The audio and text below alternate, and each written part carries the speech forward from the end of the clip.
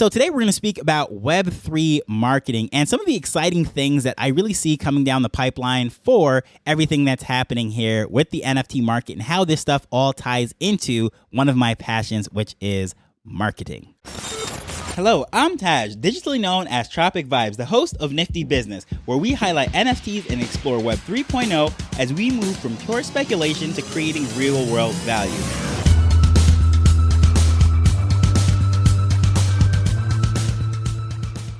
So when I say Web3 marketing, a lot of people are probably thinking, oh, that's some sort of buzzword, or maybe I'm speaking about marketing to drive traffic towards an NFT project, the next generative PFP. And no, that is not what I'm speaking about. What I'm actually speaking about is using these assets, these tokens, these wallets, and actually doing marketing through it. And as a marketer, this is the type of thing that gets me really excited. Now, when I speak about using the wallets and all the things people are spending their money on and they're buying these tokens and getting a better picture of people, it really should strike a chord with the marketers, right? So if you're giving out free things, or if you are giving out emails and coupons and all those different things, that is one thing. You're going to build an audience, you're going to build an email list and so forth. And that is very important. One of the best channels for marketers, best ROI that you're ever going to get is an email list. And I know that from personal experience. And I really, really should double down on it and spend way more time building that email list, because I know dollar for dollar, that's one of the best channels. It is personal, it is inbox, so forth. But when it actually comes down to wallets, what makes this very interesting is these are people that usually spent money to buy something, right? If it is NFTs, let's say it is music. If you're a big fan of Sammy Arriaga or Timberland or any of these artists that have really made a splash within Web3, having music, Snoop Dogg, of course, all these people, right? I can get a profile of you by saying, all right, I don't know who this person is. I don't know their name. I don't know where they're from, if they're in Jamaica, if they're in the US, but I do know that they rock with hip hop, right? They love this stuff over here. Some of these other things that they connect with are, let's say, some old school Rugrats from the Nickelodeon connection. So I know this is probably someone who is the millennial vibes. They like cartoons. They like hip hop. It's painting a profile. It's painting a picture of someone without necessarily having their individual data. Something that we always speak about within Web3 is owning your data. You are not subject to the lords, if you will, the tech lords, the big tech data that's selling your information off, but you actually own your own information. You can share what you want with people, and your name, your email address, all that stuff is not connected. However, if I'm doing business with you and you're spending money with me, you're getting NFTs and you're connecting and you're sharing your wallet with me and all of this information, now we have a back and forth conversation that we could have. And I like to think of it of how things are customized through applications such as Amazon and YouTube, right? When you go onto Amazon, I don't know if a lot of people realize this, but there are tailored ads that are specific to the type of things that you normally buy, or if it's not the type of things that you normally buy, it's the complements to the things that are in your cart, the things that might strike your interest. So that algorithm, if you will, is serving up that information based on their stockpile of data of all the shopping that you do. YouTube, millions, and I don't even know, massive numbers. I can't even use numbers that big of how many videos are up there, and a lot of those minutes and hours that you spend on there, it's feeding the algorithm, of course, as we all know, how to serve up the next video for you, because why? Their goal is to keep you on the platform. But here in Web3, the wallet now is the email address, if you will, that account, that YouTube account. And it's not just proprietary information specific to Google, specific to Amazon. It is something that you get to port around and carry with you. So when you're logging into, let's say, OpenSea or Magic Eden or one of these other platforms, you are then sharing your activity, sharing your wallet, if you will, with them. So no, they don't know where your YouTube accounts and all this stuff is connected to and so forth, like with your email address. They have all sorts of software that you can literally search out profiles. If you have that software, you just plug in people's email address and it'll pull up their social media accounts, all this other stuff, any records or histories, phone bills that are associated with it. It's really creepy stuff. So if you don't believe me, just try to Google your email address and you'll see a lot of times it's like an ad where it says, this is the information that we have found with 3 possible people and profile pictures, and you'll shade out something. It might have the first couple characters of your last name or something of that nature, or it might have a few digits of your phone number or a zip code to let you know this probably is me. And you can then purchase that information to get access to it. So that's the type of thing that happens in Web 2 with all the data that we're serving up. So going back to Web 3 marketing now, rather than that system, you're logging into thing with your wallets. And as a business owner, that is pretty cool, because no, I don't need to have all that information be liable to data breaches and hacks and all that stuff.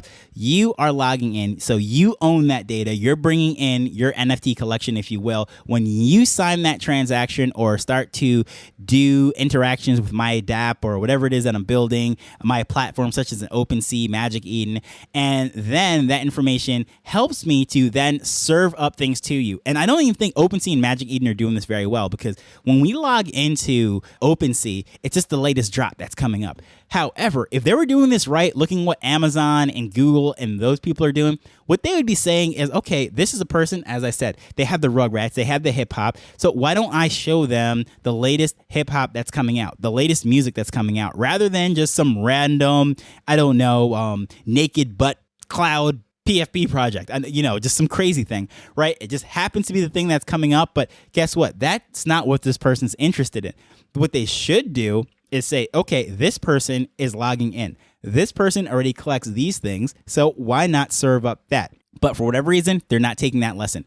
We know that these platforms, these centralized exchanges and so forth, these marketplaces are really Web 2 companies, but they're not doing Web 2 marketing. So as far as Web 3 marketing, it's basically the same thing. Marketing is marketing. I don't care if there's the internet or if we're talking about the yellow pages or a guy doing those sign twirling things down the road. You're trying to get attention. You're trying to interact with people. You're trying to bring them in. And it's the same process. Like, the channels and things really do not change the principle of trying to connect with people. But with this now, with Web3, people have their wallets. They're logging in, bringing their own information. They're sharing that with you, their purchase habits. And there is nothing more valuable than knowing what someone spends their money on. So if I'm buying that Snoop Dogg mixtape or whatever it might be, that really means that I rock with Snoop, right? So I don't know what someone else is purchasing on Amazon. I don't know what they're purchasing on eBay or Walmart or Louis Vuitton or wherever else they might be shopping. But now, if they have some NFTs and they're coming to my business and I know that they have all those things in, I know this is a luxury, high-end type of person. Now, I'm not talking about selling NFTs, just trying to shill off the next project to them. I know, here, we're on Schiller, right? This particular episode is being recorded live on Schiller as I'm speaking about this. So it's kind of funny that I'm saying, hey, we're here on Schiller trying to shill this stuff out. But no, that's not what I'm speaking about. I am speaking about just trying to connect with the audience. So you have these platforms, OpenSea, Magic Eden, whatever, with Web 2 infrastructure, but they're not doing that marketing, not doing that personalizing and connecting. And I think that is just a bad example. So people that are trying to build businesses within Web 3, having this information, connecting with our customers, our audience, what have you, it is just very cool in the sense that we are able to then have a great profile about what people are spending their money on, in the sense that that's what they really connect with. So I can serve up things like that. So everyone's going to say, yeah, I'm interested in your hot sauce. I'm interested in your latest album or whatever it might be, the artwork that you're working on. That is very cool.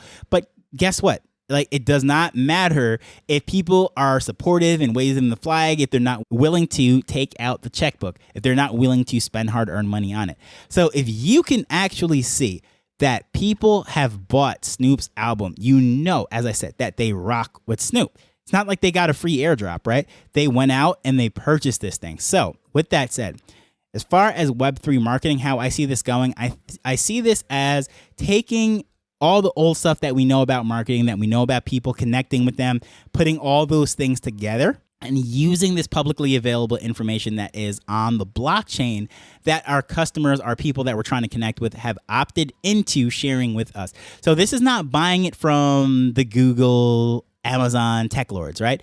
This is our people coming directly to us, sharing this information with us, and then we can then serve them better. And I think it's a win-win in that sense. They're not being served up some random things and shilled all sorts of crazy things. No.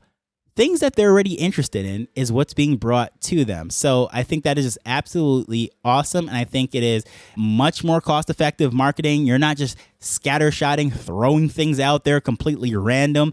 No, this is going to be something that is very cool, building that relationship, deeper serving of that customer, that audience, if you will. And that is the direction that I really see things going. And as a marketer, as someone who is just all about data, I geek out on this stuff. And, that is one area where I see a lot of potential for building a business. And, I'm exploring so many different ideas right now. And as you may know by listening to the show, like my focus, my goal is not really to build a consumer-facing company. My goal is to serve businesses. And a lot of the information that I do present from the side of the business aspect of it is to help people to expand their mind, if you will, as to how they're going to apply all this cool stuff that we're learning and when we have at our fingertips right now to build the next thing. Because you might be in the same situation such as me, who was too young for the Web 1, if you will, when the .coms first popped up, and you were in high school or college, such as myself, when the Facebooks and all of those popped up. That was my freshman year in college. So I didn't really maximize the full value and potential of Web 2. But now on this side of wisdom, if you will, that Web 3 is here. I see all the mistakes that I made, other businesses that were late to the party. There's still businesses all around the world that have not tapped into social media to market. There's brands that have never ran a ad on Facebook or YouTube when all that information is there tailored to them. So I just know people are probably 10, 15, 20 years away from doing this with Web3 marketing on the blockchain. So if you're someone who is already having your mind expanded to that and see the potential of it, I think it's just awesome. And you're putting yourself in an amazing situation to really get ahead of the game. I would love to hear your thoughts, your comments, concerns, anything to do with marketing, especially how Web3 ties into it. Please feel free to let me know. Reach out to me. Love to have that conversation with you. Please feel free to reach out to me at Tropic Vibes on Twitter or using the contact information in the show notes. I am tripping over my tongue right now. So with that said, I just want to thank you for taking time to listen to this as we're learning and building Web3 together. So until next time, later. The Nifty Business Show is not investment advice. It provides insights and information within the space. As with anything, please do your own research before making a decision whether you're making an investment or a purchase.